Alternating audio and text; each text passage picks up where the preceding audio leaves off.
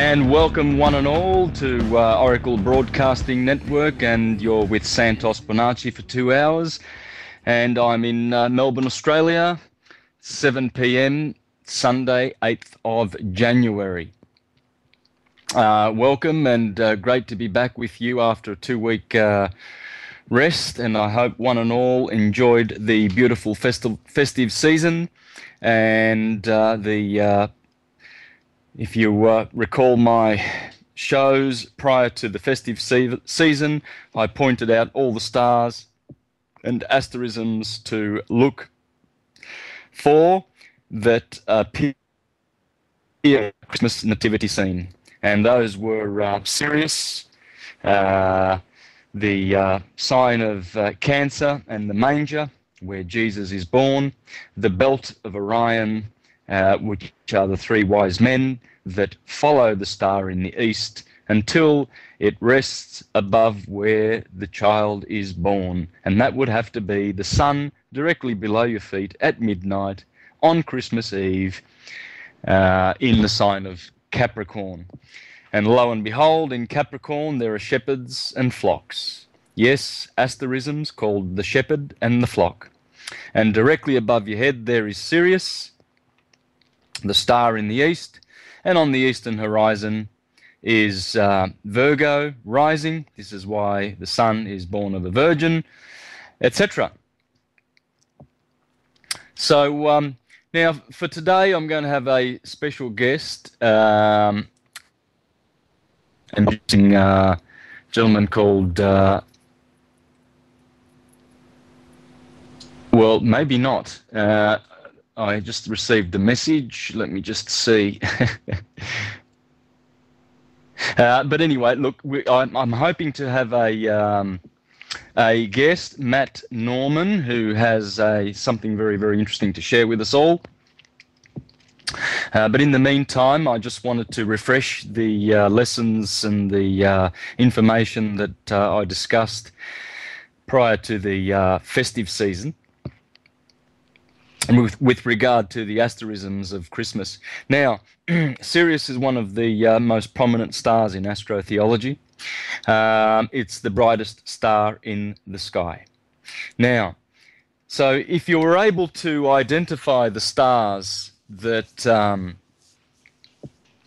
that I had pointed out, well, you will notice that it's connected to what's called the winter triangle. In fact, it's part of the winter triangle. Sirius is the brightest star in the sky, and it forms a perfect equilateral triangle in the sky with 2 other stars that are also in the top 10 brightest stars of the sky. And they would be Procyon, the small dog, and Betelgeuse, the shoulder of Orion. Now, Betelgeuse is a red star. Take note, because you will, once you identify Sirius, you will see Betelgeuse very close to it, and then Procyon, and they form the winter triangle. Now, Betelgeuse is about to go supernova. So it's a red star, and it's about to go supernova. When it does, it will be as bright as the sun. So, with that in mind, we're about to go to a break, and after the break we shall continue with the discussion of the winter triangle as it appears in the winter skies for the next 2, 3, 4 months. So you have a beautiful window of opportunity to go out. And welcome back again to Oracle Broadcasting Network, and with Santos Bonacci, and just refreshing some of the beautiful asterisms and astrotheology that was discussed before the festive season. And I'm going to be adding to the Sirius story of how Sirius aligns with our sun over the Christmas period. And when this alignment occurs, all the characters of the nativity scene turn up in the heavens. But there's a lot more to this story. You see, it goes very, very stars to be found in the winter skies. So bear with me, and if you can follow along, it might be very difficult for people who are not familiar with the asterisms of the sky, but for stargazers and people who are familiar with the constellations and everything, it should be smooth sailing. So I will go slow, but to explain the beautiful astrotheology that takes place around this season. It's absolutely phenomenal. It's magical. Considering the fact that in the sign of Capricorn we get a solstice and we get Christmas Day, which is the beginning of the sun's journeying upward to the Tropic of Cancer, and we get New Year's Day.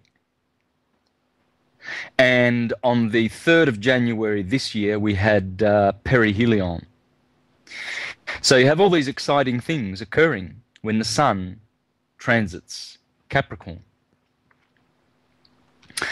Now, 3 days ago, we had perihelion. Perihelion is when the Earth is close to the sun. In fact, it's about 3 million miles closer to the sun than at apohelion, which is July the 4th.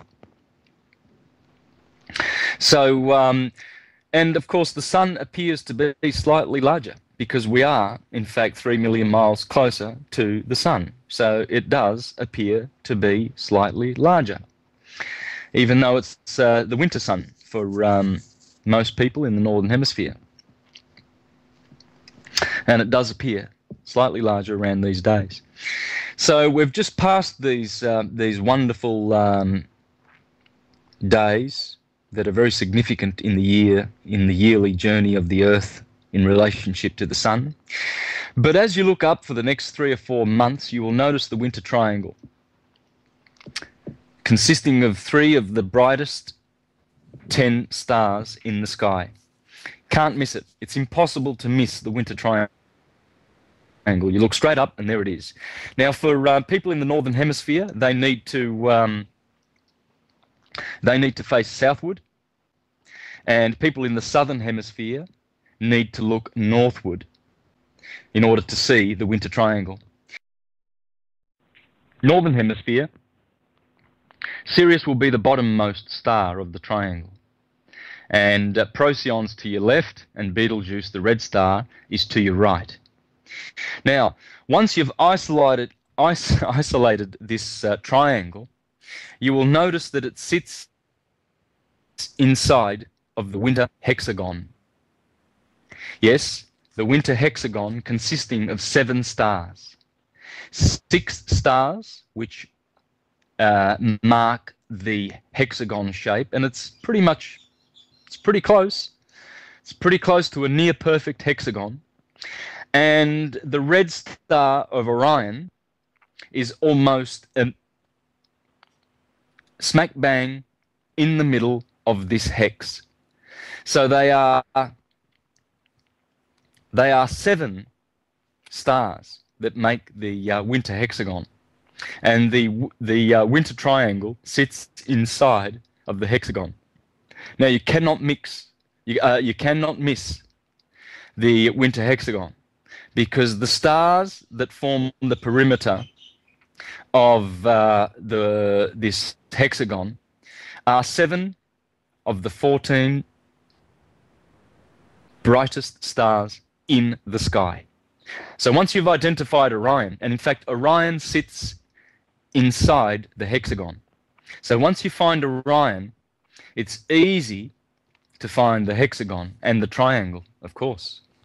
The triangle is right next to Orion, and the hexagon is encircling both the triangle and Orion. Now,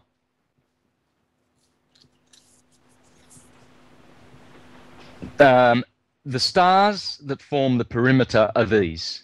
Two of the stars of the winter hexagon belong to Orion, but the perimeter star is Rigel. Canis Major has Sirius in it. So there's two of the stars, Rigel, Sirius, Procyon, Pollux, one of the twin Gemini, Capella, one of the stars of Auriga, and Auriga also sits inside the winter hexagon. And the other star, the sixth star in the perimeter, is Aldebaran, another red star, the eye of the bull of Taurus. And of course, as I mentioned before, Betelgeuse is in the middle of the hexagon. And so Capella will be the northernmost star, and Sirius will be the southernmost star. So you might want to grab pen and paper because there's quite a bit of detail to this, but it's quite fascinating because inside of this Star of David, this hexagon in the sky, and it is always directly above in the Christmas season, you see. So it's pretty much like the Star of David, the star that comes from the east on Christmas Day, and it's always there when the sun is in Capricorn. And so the fascinating thing about this hexagon is that the ecliptic runs straight through the middle of it. And the ecliptic, of course, is the path of the sun. You see, the sun, as it appears to go through the signs of the zodiac, it is traveling on that yellow brick road called the ecliptic. And the ancients called the ecliptic Earth, because in fact, what it is... How's that Franken? Yeah. Welcome back, and welcome back to the Oracle Network, and dealing with some very important skies. So for anyone who has pad and pen, I might like to just refresh these the names of the stars to look out for, because ladies and gentlemen, looks like we have a little bit of technical difficulties, but we'll get Santos back on the line shortly. Astrotheology is a topic that always fascinates me, especially what goes on right now around this time. And as a matter of fact, I was listening to somebody, I don't remember off the top of my head who it was, but he was making the point that the new year actually begins on December 25th, when the sun officially becomes longer, or when the days officially become shorter. Officially become longer than before. I'm sorry, I've just done 4 hours of radio. Now I'm doing another 2. So we'll see if we can get Santos back. But they put New Year's at the time that it is to kind of throw you off. Pretty fascinating information. What do you say, sweetheart? Oh, I was just going to say it's okay. I'm tired too. I know. But if you haven't seen universaltruthschool.com, that is Santos's website, and absolutely amazing information. He breaks down everything from law to trust law to the whole illusion. And looks like we might have Santos back. Santos, do we have you back? Oh, we do. I'm very, very sorry. Not a problem. Take it away. Oh, thank you. My apologies. I've gone from one computer to another. Something's occurring with the routers, and oh, goodness. So, now, I was explaining that with the beautiful stars that show themselves, that appear in the winter skies, there are none more beautiful. And in particular, the winter hexagon stands out. It stands out in beauty. And one of the reasons why this hexagon is apart from the fact that 7 of the stars, the 7 stars that make it, make the shape in the skies, are 7 of the 14 brightest stars in the sky. But not only that, the ecliptic runs straight through the center of the winter hexagon. Not only that, but the Milky Way galactic plane also runs straight through the center of the winter hexagon. So you have the ecliptic, the path of the sun, the apparent path of the sun, and you have the Milky Way galaxy, the Milky Way, going straight through the center of the winter hexagon. Now, they are at about 60 degrees skew if on an angle to each other, you see.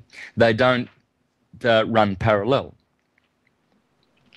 And so, but the interesting thing is that they meet in the center of the hexagon. And there is Orion with his outstretched arm.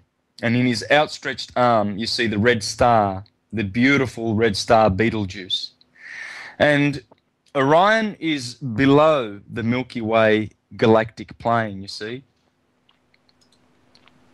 Orion stands there below. And Orion is holding up it appears that he's holding up the Milky Way. And above his hand are the 2 twins, Pollux and Castor of Gemini. And Castor, the star in the foot of Castor, is standing right at the crossing where the ecliptic crosses the Milky Way. And there below Castor and Pollux is Orion. So Orion's outstretched arm is almost touching the foot of Castor, where his foot is standing on the ecliptic, right in the center of the winter hexagon. Interesting? Yeah, but there's more. There's a lot more. You see, these are the stars. Let's go through the stars again.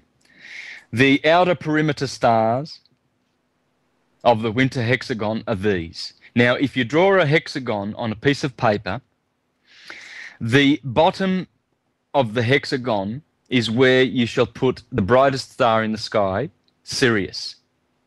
Okay? And then as you go left around the hexagon, as you go left, the next star is Procyon, and then the next star is Pollux, then the next star is Capella at the top of the hexagon. Then next, as you go around clockwise, this is, you have Aldebaran. Aldebaran is a red star, the eye of the bull. And then the next is the foot of Orion, called Rigel. Okay, so going clockwise from the bottom of the hexagon, you have Sirius, then Procyon, then Pollux, then Capella, then Aldebaran, then Rigel. Okay, and in the middle of the hex, you can place a red dot, and that will be Betelgeuse, the outstretched arm of Orion. And as he raises his hand, he reaches to the bottom of the Milky Way galactic plane. And right there, almost touching the foot of Castor, is also crossing the ecliptic. This is the Holy Cross in the sky, and it's in the middle of the hexagon. The hexagon, well, the hexagon is the Star of David. And this is directly above. You can watch it, you can see it tonight if you have a clear sky. You can see it at about 1 a.m., or you can even see it at between, say, 11 p.m. to about 2 or 3 a.m. in the morning. You've got 4, 5, 6 hours to watch this go overhead until it sets in the early hours of the morning. But it's quite easy. I mean, you cannot miss it. Now, there are 7 constellations.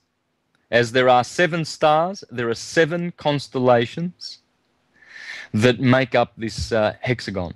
And they are, of course, Orion and Gemini, as already discussed, because Orion is at the bottom and he is outstretching his arm to the foot of Castor, and there is where the Holy Cross is, the ecliptic and the galactic plane.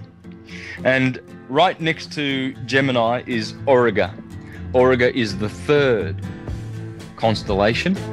And then right there, of course, next to Orion and Auriga, in between the two, is the bull, Taurus. So I'm sure this, for amateur astronomers out there and astrotheologists, this is starting to get very interesting. So we'll take a break and see you on the other side. Thank you. Welcome back, ladies and gentlemen. Oh, sorry. I thought you dropped off again, Santos. I'm sorry. Very sorry. I'm good. Thank you very much. And welcome back. Just before the break, I was discussing the winter hexagon. So I'm sure you're quite excited about this hexagon and what it means, because it has a lot of depth. As I said, the ecliptic runs straight through the center of it, and so does the galactic plane. And you can see it. On a clear night, you can see the Milky Way. There it goes directly between Gemini, the twins, and Orion with his outstretched arms. So you will notice immediately that Orion is directly below the Milky Way galaxy, the plane of the Milky Way. Now, Orion is Osiris, you see, and Osiris is the king of the underground, the bottomless pit. Because, you see, Orion is the only one of the heroes in the stars, and there are 7. And the 7 heroes are these: Auriga, Bootes, Cephas, Hercules, Ophiuchus, and did I mention Perseus? Okay, so Perseus, Hercules, Ophiuchus, Auriga, Bootes, and Cephas, and the 7th one is Orion. But you see, all those other 6, they all belong to the northern skies, so they're all good. But Orion, well, he has to prop up the Milky Way with his outstretched arm, and he is the king of that bottomless pit because he rules in the south. He's the only one of the heroes that is south of the ecliptic and the galactic plane. So 6,000 years ago, when the equinox transited Gemini, right there at the foot of Castor, and then entered the sign of Taurus, it passed the galactic plane. That happened 6,000 years ago. And it entered the southern regions. You see, Taurus, Aries, and Pisces, the 3 signs that have, since the sun has been in for the last 6,000 years. You see, for the last 2,000 years, we've been in the age of Pisces. And 2,000 years ago was the end of the age of Aries. 4,000 years ago was the end of the age of Taurus. But those 3 signs, including 6,000 years, They have been below the galactic plane, you see. This is the fall that is discussed in the Bible, the Great Fall. And, of course, the flood of Noah. Well, that would be the Milky Way galaxy. Because right there, in the sign next to Cancer, right next to Cancer, is, in the sign of Cancer, is the constellation Argo. And that's the ship, Noah's Ark, which rides on the Milky Way, the flood of Noah. You see, because there it is when you spot Argo, and it's not difficult to spot because it has one of the second brightest star in the sky, not far from Sirius, not far at all. The second brightest star in the sky, which is called Canopus. And you'll see Canopus, just like Sirius, and they are right in, almost in the galactic plane. Well, Sirius is right in the Milky Way galaxy. It's right in the Milky Way, you can see it. Whereas Canopus is just slightly out, but it's still, the whole ship of Argo is riding on the Milky Way, you see. And so Cancer, Cancer and Gemini are the last signs of the Milky Way. And that's where Argo is voyaging on the Milky Way. So when the sun goes through Gemini, which it did 6,000 years ago, we have been in the bottomless pit. Now, a very interesting fact about this, the fact that Castor is standing on the ecliptic, at the crossing of the ecliptic and the Milky Way galaxy. Well, degrees opposite is Ophiuchus doing the same thing. With one foot, he stands on the back of Scorpio on the ecliptic, and with another foot, he stands on of the Milky Way. So, you have Ophiuchus in between Sagittarius and Scorpio, standing up on top of the ecliptic with one foot, and with the other foot, he is standing on top of the Milky Way galactic plane. And then 180 degrees opposite, in between Taurus and Gemini, there you have Castor standing on the ecliptic doing the same thing. And these are the only two that are standing on the ecliptic. There are other stars that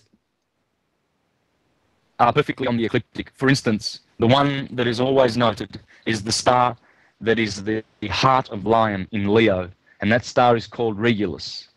Regulus sits exactly on the ecliptic. And next door to Regulus, or next door to Leo, is Virgo. And Virgo has a star in it, which is Spica. Spica also sits on the ecliptic, probably about 2 degrees off the ecliptic. Regulus sits right on top of it, no mistake. Cancer, next door to Leo, also on the other side of Leo. The middle stars of Cancer, they are sitting right on the ecliptic. And, of course, as I've said, Pollux and Castor. Castor's foot is standing right on the ecliptic. So there you have 4 constellations in a row which are right on the ecliptic. Then you come to Taurus, and Aldebaran's about 5 degrees off the ecliptic, so he does not sit right on the ecliptic. But the head of the bull, the Hyades, does go straight through the ecliptic. Now Aries, unfortunately, Aries is right off the ecliptic, probably the one that is the most distant. Looks like to me about 7 or 8 degrees off the ecliptic, and it is the smallest of the constellations, and it consists of very, very few stars. Pisces does not have a prominent star on the ecliptic. Aquarius does not either. And then we go to Libra. Let's have a look at Libra. These are not all in order, by the way. What I'm establishing here is the fact that to have Castor standing on the ecliptic and Ophiuchus standing on the ecliptic, 180 degrees removed from each other, is very significant. And for reasons which I shall elaborate in subsequent shows, because I will not have enough time today. So Libra is another one of the stars that is right on the ecliptic. The top star of the two scales of Libra is right on the ecliptic. Next to that, we have Antares in Scorpio. Antares is about 3 or 4 degrees off the ecliptic. Sagittarius sits right above the ecliptic, but no prominent stars are there. Capricorn, the center, the heart of the goat, is right on the ecliptic. And Aquarius is sort of a whole bunch of very, very light, not very prominent stars. And there's not really much that sits. Well, the body of Aquarius goes straight through the center of the ecliptic, but there's no other character standing on the ecliptic. It only happens at the crossings, the two crosses in the sky, at Gemini and Sagittarius with Ophiuchus. So with that in mind, let's take a break, and on the other side we shall continue to elaborate on this theme of astrotheology. And welcome back again. You're with Santos Bonacci, and we're discussing the wonderful asterisms that are available for viewing in the winter night skies, and in particular the winter triangle and the winter hexagon, which are visible in the skies right now for the next few months. Now, we're going to throw the lines open in the next hour or two. So for callers, our network call-in number here at Oracle Broadcasting Network is 512-904-8014. I repeat, 512-904-8014. So with the winter triangle, of course, its opposite is the summer triangle, which is visible in 6 months' time. And the summer triangle is near the stars of Sagittarius and Scorpio, of course, which are opposite Taurus and Gemini. You see, the Milky Way galaxy runs through Gemini and Taurus, and Sagittarius and Scorpio. So if you draw a circle with all the zodiac signs around, and in fact I show this many times in my presentations on my YouTube videos, on Mr. Astrotheology, that's the website, the YouTube handle, Mr. Astrotheology. I've shown there in quite a few of those presentations how the Milky Way galaxy runs through the middle of Taurus and Gemini, and Scorpio and Sagittarius. And of course, Ophiuchus is there standing in between Scorpio and Sagittarius, and Gemini is there standing in between Taurus and, well, Gemini, really, of course. But the foot of Castor is standing at the cross, the grand cross in the sky, which consists of the Milky Way galactic plane and the ecliptic.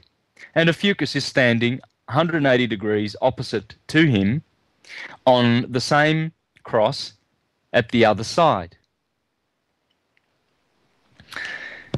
Now, these 2 points form the grand cross in the sky. You see, the cross on the earth, which is called the mundane cross, that consists of the solstices and the equinoxes. So if you draw a circle with a line horizontally through the middle and a line vertically through the middle, like the addition sign, that is a cross. And that's the mundane cross. That's the sun going around forming that cross, because as it goes through the two equinoxes and the two solstices, it scribes that shape, the cross. But this cross in the heavens, this is called the divine cross. You see?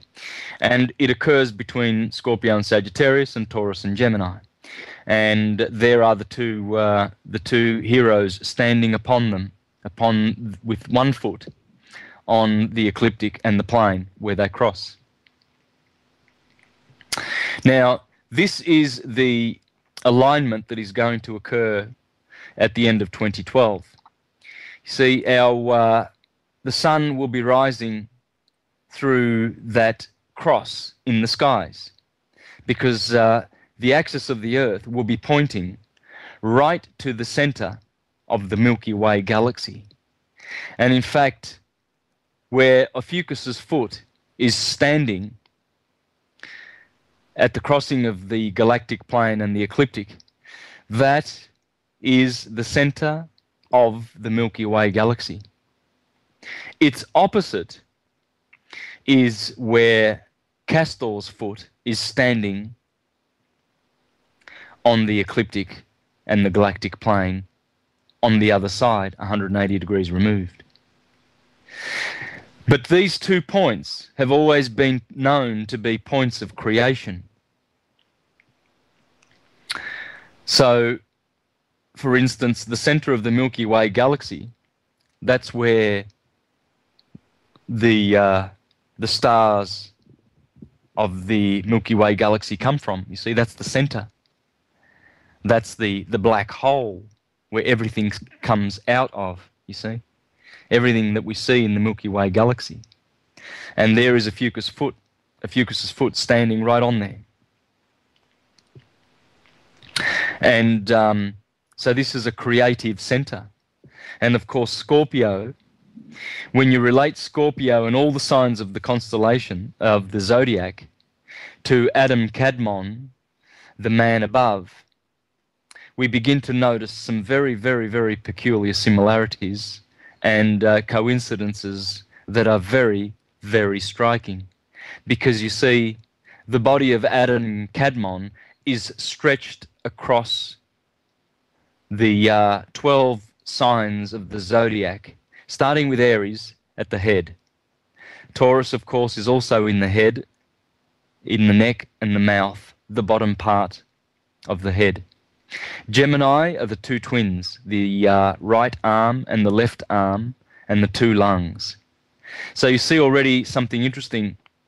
If the Milky Way galaxy runs through Gemini and Taurus, well, then the Milky Way galaxy runs straight through your neck. And then if we go down the body, we have Cancer in the chest, Leo in the heart, Virgo in the belly. The 2 scales of Libra are the 2 kidneys. Scorpio is the generative area. Sagittarius is the upper thighs. Capricorn the knees. Aquarius the shins. And the two feet are the 2 fish of Pisces. But let's go back to Scorpio, shall we? And remember that in between Scorpio and Sagittarius is the other place where the cross happens, the ecliptic and the galactic plane.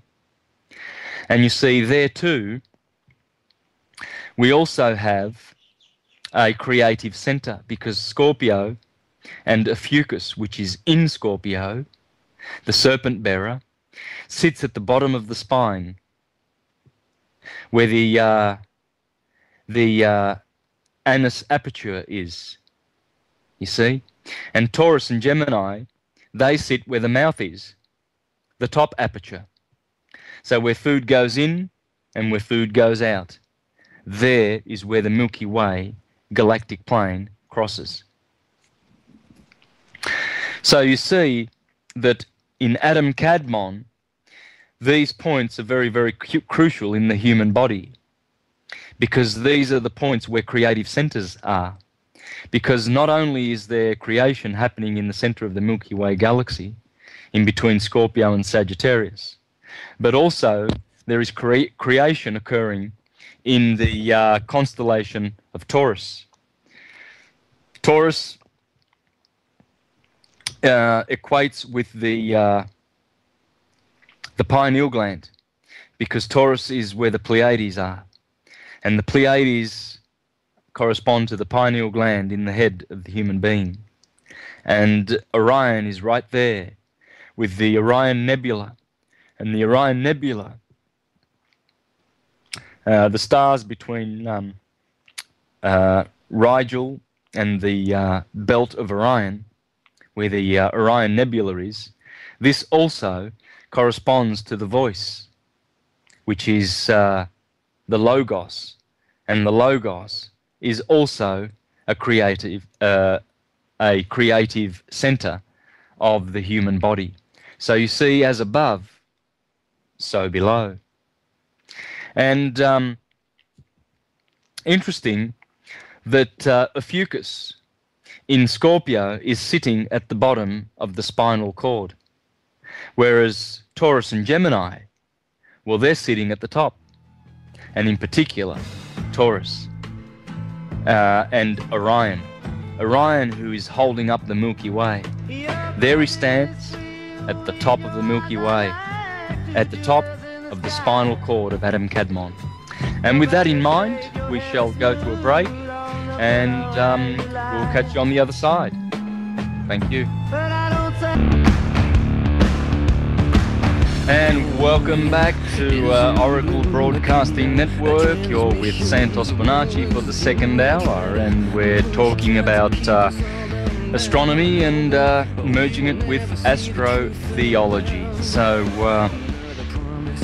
now we've opened the call lines for the second hour, and if you'd like to call in, the number is 512-904 8014.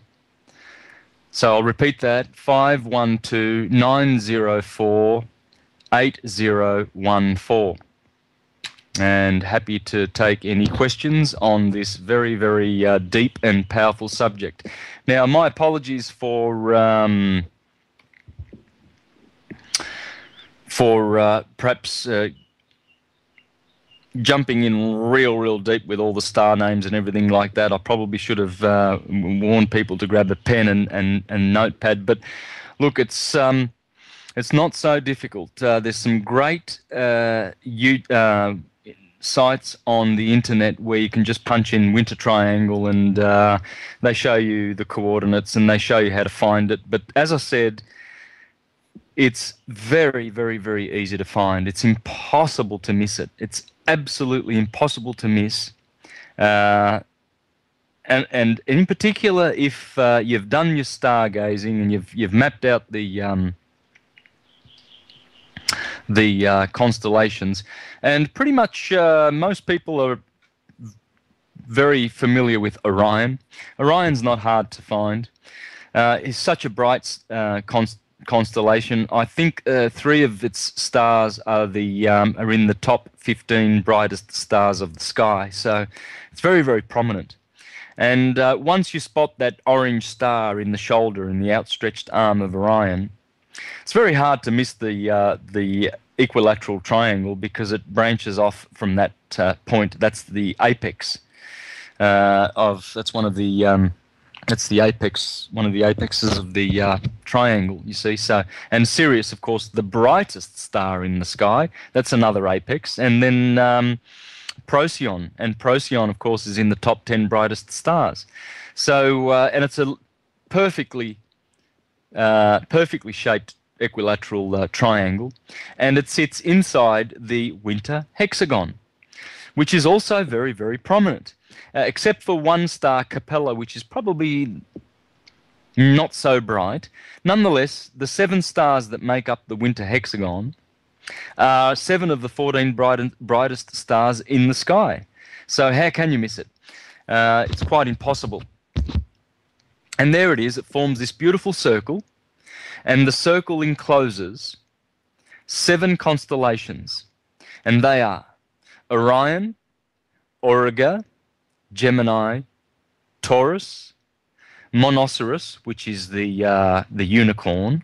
The unicorn is standing right behind Orion, and it stands right between the 2 dogs, Canis Major and Canis Minor. And there you have the 7 constellations that make up this winter hexagon. But the two prominent ones, without a doubt, the two prominent constellations there would be Orion and Gemini. And the two twins stand directly above the outstretched arm of Orion. And they stand on top of the Milky Way galaxy, on top of the plane of the galaxy, and Orion stands below it. And it appears as though Orion's outstretched arm is reaching out for the foot of Castor, which is standing right on the ecliptic, crossing the galactic how's that plane. Frankenfood working? And welcome back once again to Oracle Broadcasting Network. You're with Santos Bonacci. And I did mention at the start of the show that I was going to have a special guest who couldn't make it. I received a message late, but hopefully we'll have him next week. I'm going to be interviewing someone who is going to be taking one of the major banks of Australia to court in a couple of weeks. And he's a filmmaker, journalist, humanitarian, and it's going to be great to be discussing his case, because what Matt has uncovered is massive fraud in the banking system in this country. And this case is going to be very interesting for sovereigns. And it's going to be very interesting to see the result, and if Matt wins the case. So, but without saying much more, we'll hopefully have Matt next week. That'll be great. So continuing on with the astrotheology and the astronomy.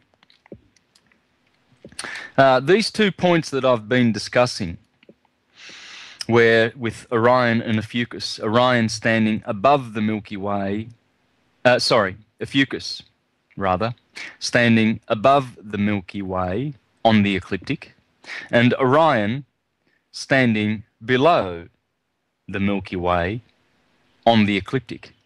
And they are both standing there. Not only is Orion under the Milky Way plane and Ophiuchus above the Milky Way plane, but they are also standing right where the ecliptic is crossing the Milky Way galactic plane. So, as I mentioned before, when we look at Adam Kadmon and the constellations as they were placed out by the ancients in the human body, which is the microcosm, as below, so above, when we look above, we see that Taurus and Gemini is the last sign of the torso of the human body. Scorpio is the last sign below of the torso. So Gemini are the twins, which are the arms and the lungs. They are above. And Scorpio, which is the lower part of the torso, the generative area, and all of that lower bottom part of the torso, which is Scorpio, where Ophiuchus is. And so you see how the head part, which is Aries and Taurus, that is below the Milky Way plane, south of the Milky Way plane, where Orion rules, you see. And of course, the signs below Scorpio, Sagittarius, Capricorn, Aquarius, and Pisces, those four, together with the head signs, Aries and Taurus, make up 6. Those are the 6 signs below the Milky Way galaxy, to the south of the Milky Way galaxy. Whereas the ones above the Milky Way galaxy are simply the signs that make up the torso of the human being, from Gemini to Scorpio. So, when we take a look at Scorpio, we notice that Ophiuchus is standing right there. Ophiuchus in Greek means serpent bearer. And that serpent would happen to be the Kundalini. See? The generative area, Scorpio,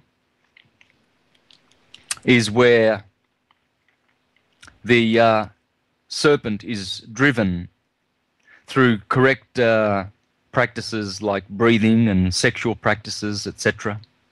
One is able to drive that serpentine energy, the kundalini, up the spinal cord, you see. So Ophiuchus takes a walk on the ecliptic to visit his brother Orion, who holds the pineal gland in the constellation of Taurus, the Pleiades. So you see how Ophiuchus, the serpent bearer, is sending the serpent energy up the spine, up to Taurus. And these are the two creative centers of the body of the human being. And that road, that path, the ecliptic, which is nothing other than the plane of the Earth. In other words, the ecliptic is basically the plane of the Earth stretched, the equator of the Earth stretched out like a dish, and it marks that line, you see, where the sun travels in the middle of the zodiac. Well, that path, that's the path from Jerusalem to Jericho, or from Jericho to Jerusalem, where the Good Samaritan walks. That's the path where Jesus walks when he goes off into the circuit of Galilee to preach the good and acceptable year of the Lord. Because the good and acceptable year of the Lord is the 365-day year, which has 4 seasons, which correspond to the four Gospels, you see. And this is what the Church Fathers taught us. They said that we have 4 Gospels because we have 4 seasons and 4 cardinal points and 4 directions.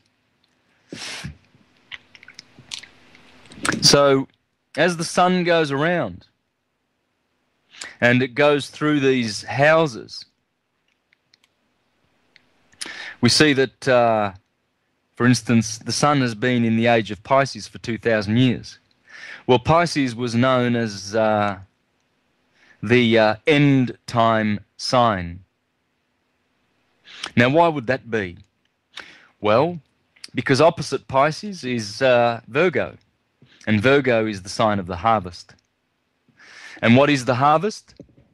Well, the Holy Scriptures talk about the harvest, but not only the Holy Scriptures, all the legends talk about the harvest, all of the legendary mythologies.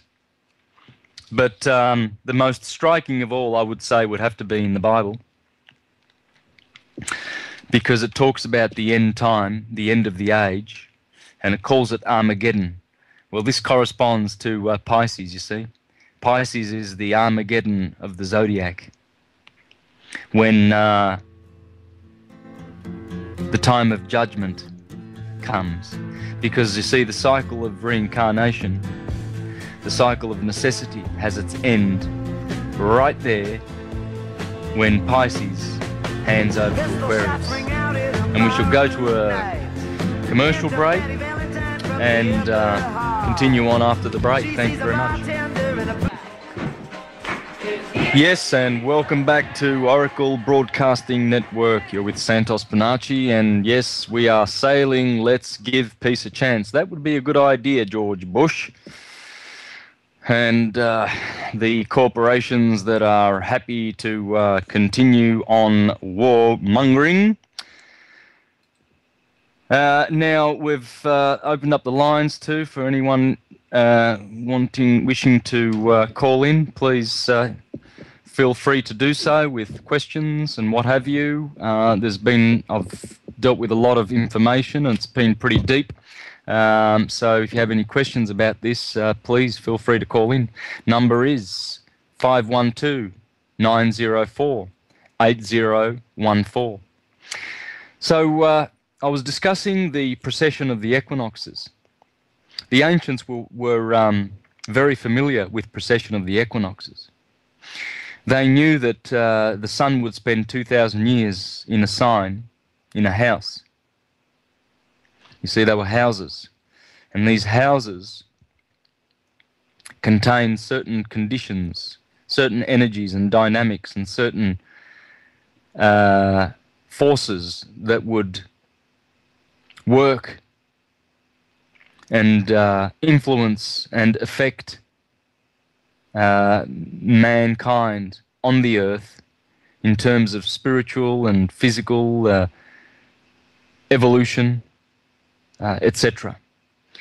So Pisces has done its part. The part that Pisces, at the end of the cycle, is the part of harvesting in a period called Armageddon, the end time. You see, it's not the literal interpretation that the churchgoers give, but it has to do with a great cycle. Now, the age before that was Aries. Aries had its conditions and energies. Aries is ruled by Mars. Mars is martial. Mars is the war-like god. Therefore, that was the age of warring and conquering and empires. That was the age that saw the Egyptian, the Babylonian, Assyrian, Medo-Persian, Grecian, and Roman Empire. Interesting. And prior to that was the Taurian age, 4,000 to 6,000 years ago. And that's where Osiris began his kingdom. Because Osiris, or Orion, is to be found in the constellation of Taurus. You see, and that's when Egypt was very, very prominent. In those days, Egypt was very, very powerful. But these three signs, the last 6,000 years of history,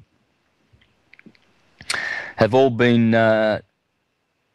tainted with bloodshed and religion, because it is the age of darkness. You see, for 5,000 or 6,000 years we have been living in the age of Amun, the period of darkness, and the darkest of that period would be Pisces, the very end.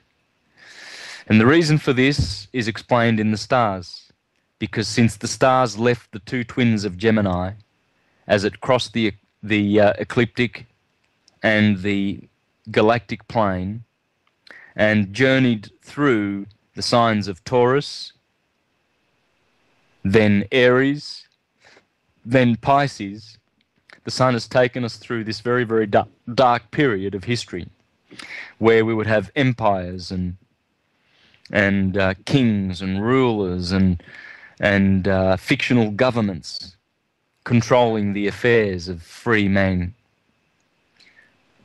And, of course, this happened when Osiris took over the kingdom. You see, when you understand the stars, you begin to understand how this all works. The Dark Age begins with the Lord of the Underworld, the Lord of the bottomless pit. And there he is. In the winter skies, we can always see that Lord, Orion, standing there in the south. He rules the southern kingdom. And the signs below him, which are Aries and Pisces, these belong to the underworld, because the sun has journeyed through those three signs in the last 6,000 years. The next sign in the ecliptic, that would be Aquarius. And of course, Jupiter rules the age of Pisces, and Saturn rules the age of Aquarius. And Saturn, well, he's old man Kronos. He's the grim reaper. He has the scythe, the reaping sickle in his hand, you see.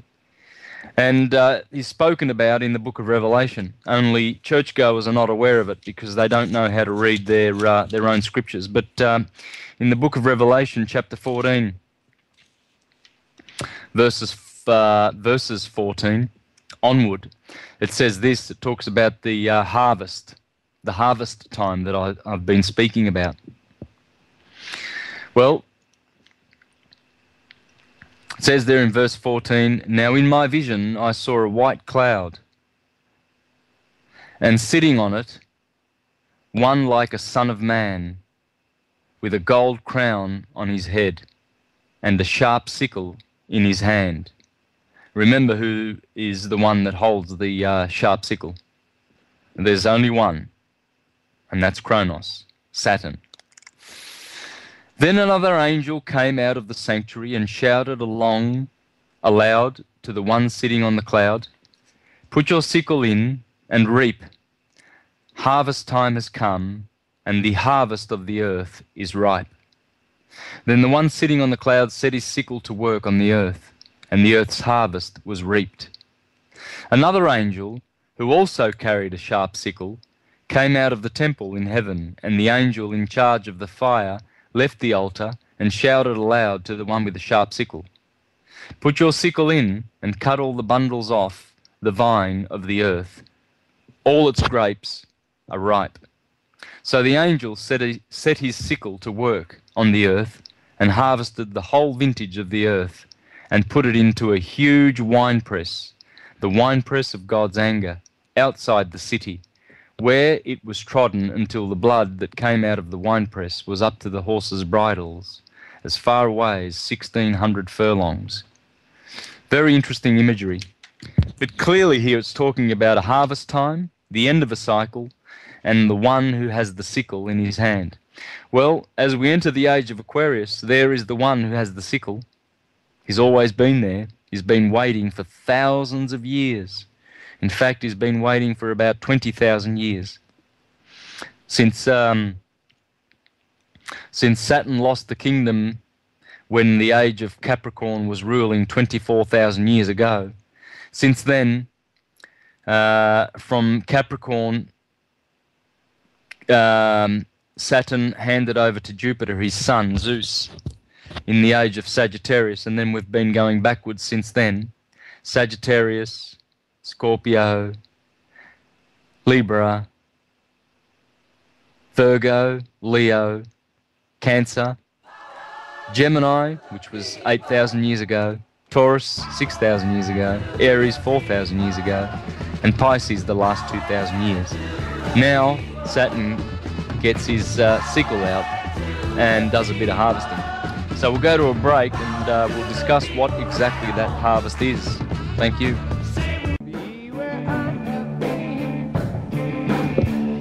And welcome back to Oracle Broadcasting Network. You're with Santos Bonacci, and we're discussing some very deep astrotheological themes and some of the asterisms of the winter skies.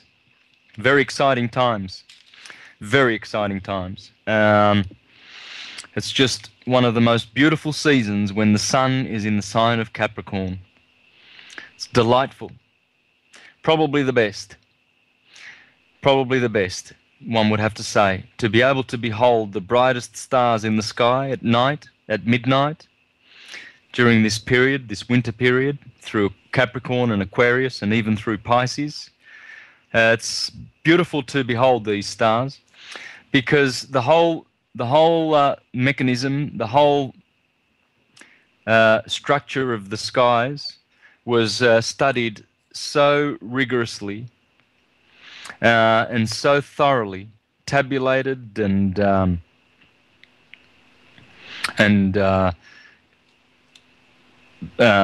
researched to the nth degree that the ancients knew the science of as above, so below, cause and effect. And they knew that these the positions of these stars would tell all. Everything is in the stars. All the Gospels are there. All the patriarchs are there of the Bible. Orion being Noah, Auriga, Abraham. Sagittarius is Moses. And you see the planets as they go around with the sun. These also are the characters in the Gospels. Peter, Jupiter, Paul. Peter is Jupiter and Paul is Apollo. And the sun is Jesus, etc. These are beautiful stories. They're wonderful stories based on the journeying of the orbs in the sky because of all the natural phenomena these are the ones that were the causes. They did all the causing, and the effects are the results of their turning around in Hamlet's mill. You see, it's like a big mill with all these gears and cogs and cycles and motions. And when you learn these, when you understand them, then it is easy to be able to read any of the scriptures, any of the mythologies and cosmologies, and understand them. Now, before the break, I was discussing the harvest, you see. So, Aquarius, the sign we are going to enter officially at the end of this year, the 21st of December 2012. You see, Pisces,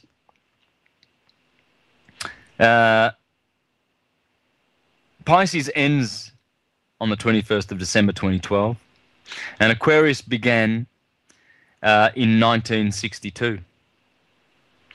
It's 50 years. It's a 50-year crossover period, the cusp.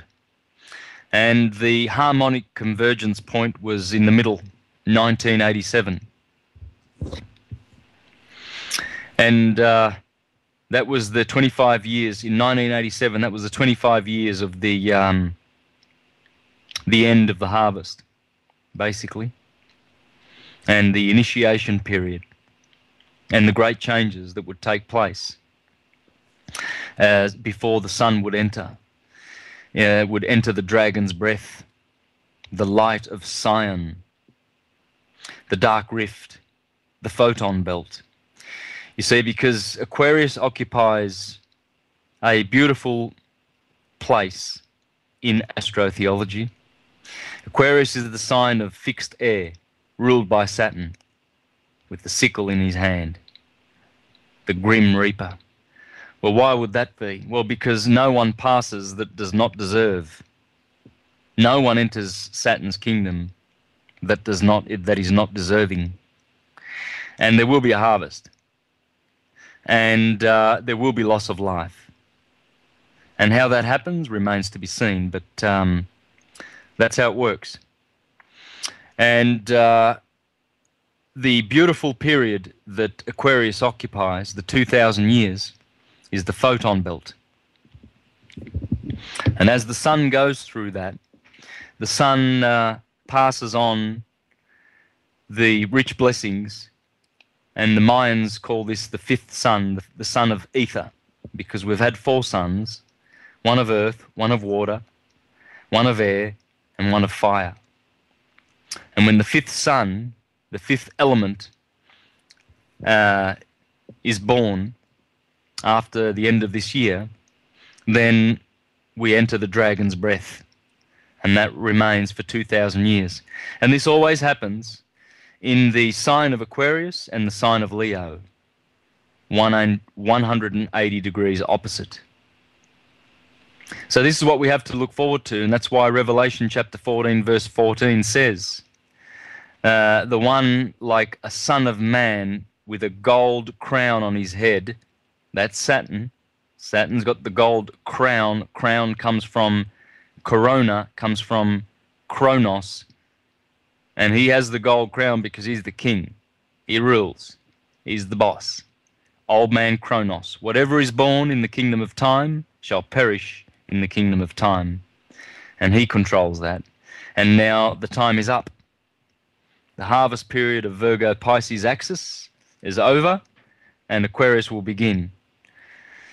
And this is the way the wheel works. Every 24,000 years this goes on. It goes on and on and on and on. It's been doing this for millions of years.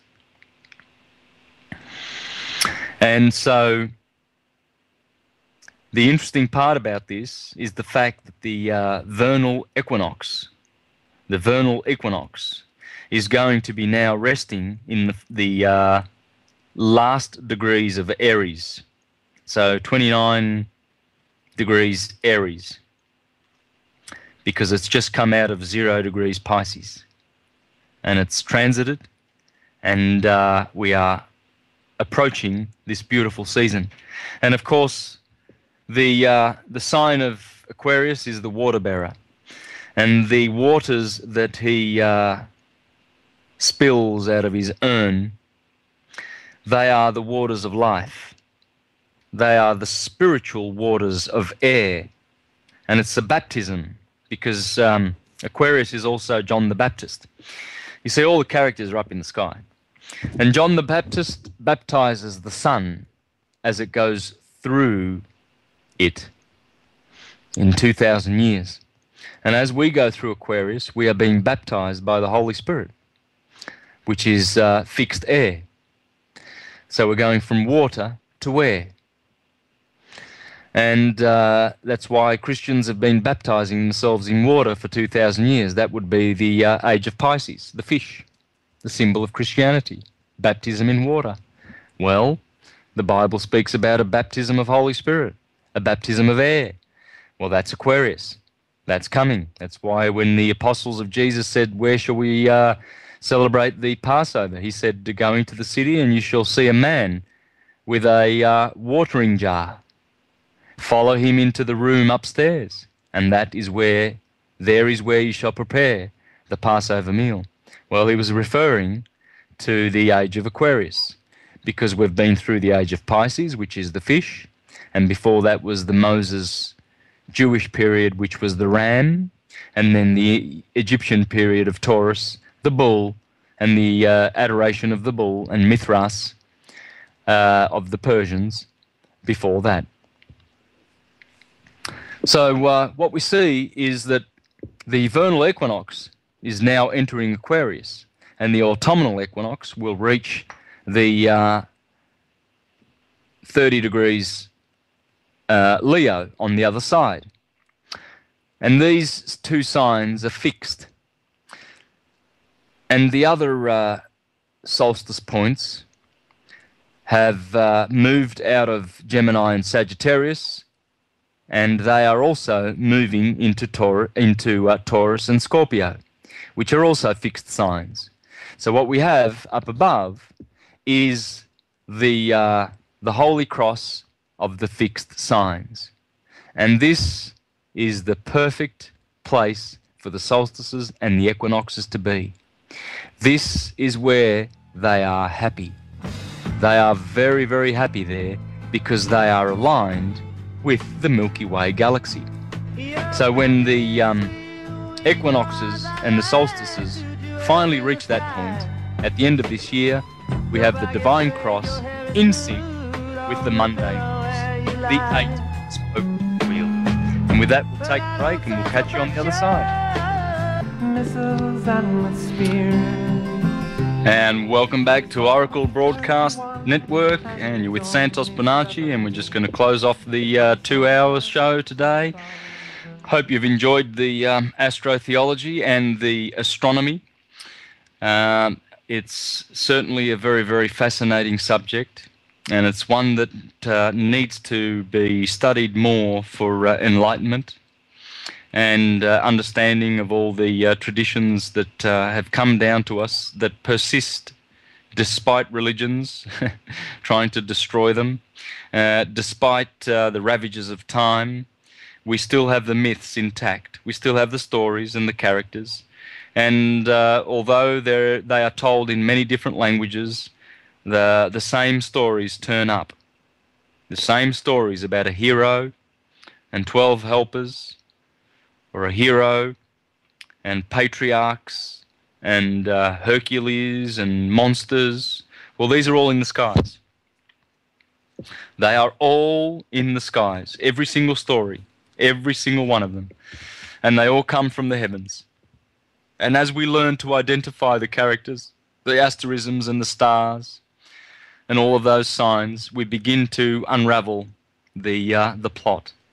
And we begin to understand many, many things about life in general, and history, and who we are and what we are.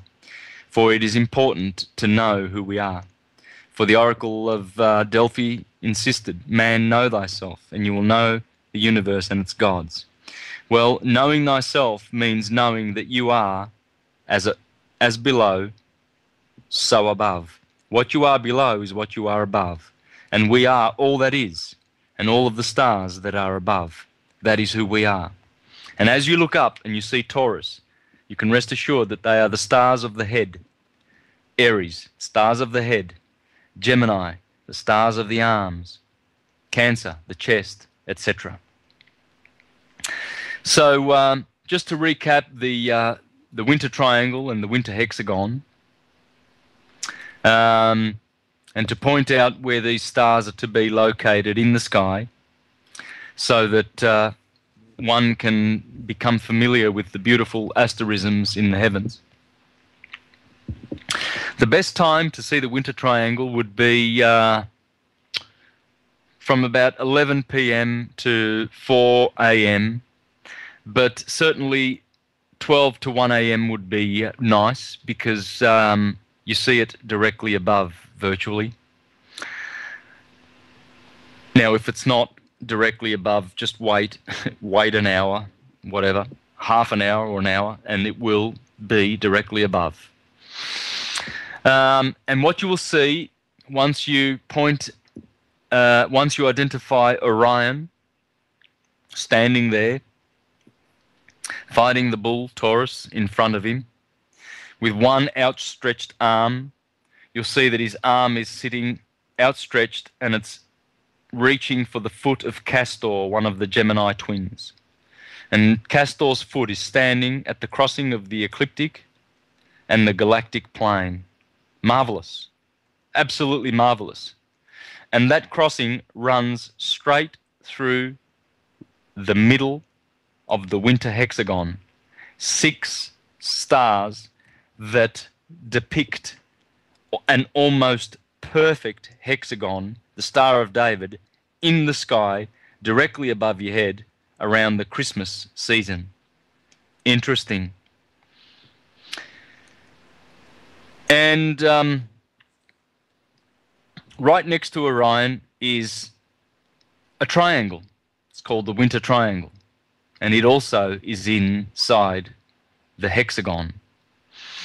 And inside the triangle is Monoceros, the unicorn, in the back of Orion. And the 3 stars that make up the Winter Triangle are Procyon, Sirius, the brightest star in the sky, and the red star in the shoulder of Orion. And the shoulder of Orion, with the red star in it, is virtually in the middle of the hexagon. So that star, Betelgeuse, which is about to go supernova, within the next couple of years, there's a scientist in Australia who says that when that star becomes supernova, it will be like having 2 stars in the sky, 2 suns in the sky. And potentially we will have no darkness for 2 weeks. Well, there is Orion with Betelgeuse right in the center of the hexagon. And that star with the 6 stars that form the hexagon, they are 7 of the brightest 14 stars in the sky. It is unmissable. You cannot miss it. It's magnificent, and it is like a walled city, a type of Jerusalem, if you like, where the patriarchs are standing inside. And one of those patriarchs is Auriga, and the other one is Orion. And the other 2 would be the twins, Pollux and Castor, because they also are inside the hex. And so,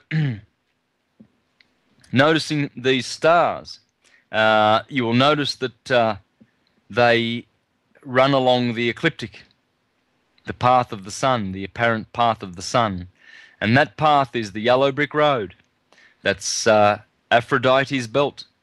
That's the circuit of Galilee that Jesus walks on as he goes preaching the good news of the kingdom, the good news of the acceptable and good year of the Lord, because he is the Lord. And there is Orion, year in, year out, standing below, holding up the Milky Way galaxy. He is the only hero that stands below. All the other 6, Auriga, Perseus, Cephas, Bootes, Ophiuchus, Hercules, they all belong to the northern skies, the northern stars, above the plane of the Milky Way. And Orion is the lord of the bottomless pit, because you see everything below the ecliptic or below the plane of the galaxy was considered to be the bottomless pit. And there he is. And this explains why Osiris is the lord of the underworld, because Orion is Osiris. So, listeners, one and all, I hope you enjoyed today's broadcast. And I'm going to be elaborating further on this story of the ecliptic, potentially in a fortnight's time, in 2 weeks' time. Next week, I'm hoping to have the gentleman that I spoke about.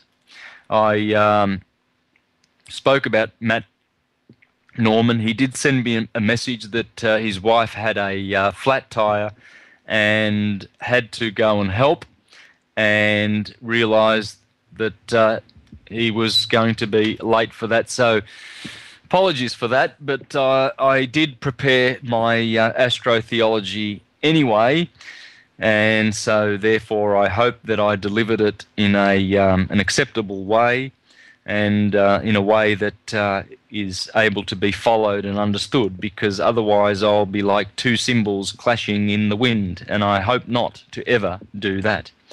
So I hope that you've been able to benefit, and next week we will have special guest Matt Norman with his case about taking one of the biggest banks in Australia to court about fraud.